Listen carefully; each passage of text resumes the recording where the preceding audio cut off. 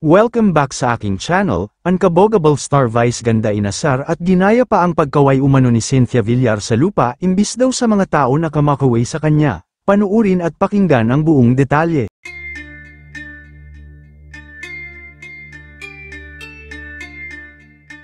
Hindi nga maiwasan ng mga netizens ang matawa sa ginawang crocodile walk ni Vice ganda sa nakaraang episode ng It's Showtime, na tila ginaya ang naging lakad ni Cynthia Villar noong nangangampanya pa ito.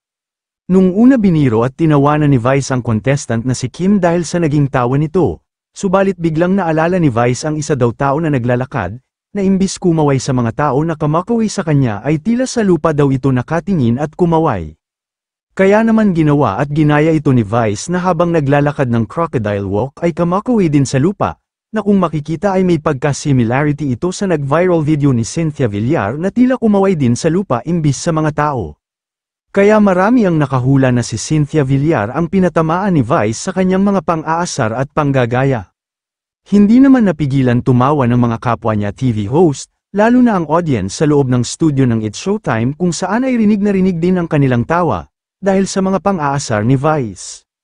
Samantala, nabigo naman si Cynthia Villar na makuha ang pagkapanalo bilang congressman sa Las Piñas City, gayunman nanalo naman ang kanyang anak na si Camille bilang senador.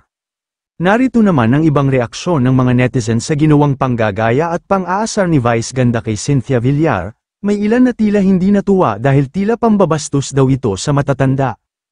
Hindi po kawaii yun actually, ibig sabihin po nun may na lahat yan, basta usapang lupa walang ligtas, pero seriously, meron po talagang kinakawayan si Madam Cynthia, may mga tao nakaupo sa gilid.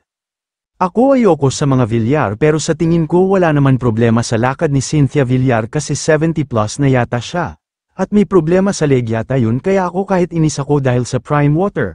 Gusto ko lang maging fair, na di dapat gawin katatawanan ang kondisyon ng isang tao. Mapanglait ka talaga ng tao, ultimong may edad sa'yo hindi mo na ginalang, may puso ka pa ba Vice ganda? Wala naman sa iyong ginawang masama yung tao binastos mo, mabilis ang gaba, ngayon ikaw ang humahalaklak. Malay mo bukas mas malala pa dyan ang nanay mo. Kayo mga ka-showbiz anong masasabi nyo sa ating showbiz topic ngayon? Kung may opinion kayo ay magkomento lang kayo sa aking comment section. At syempre kung bago pa lang kayo sa aking channel ay mag-subscribe na kayo para lagi kayong updated sa mga showbiz trends na ina-upload ko. Maraming salamat po.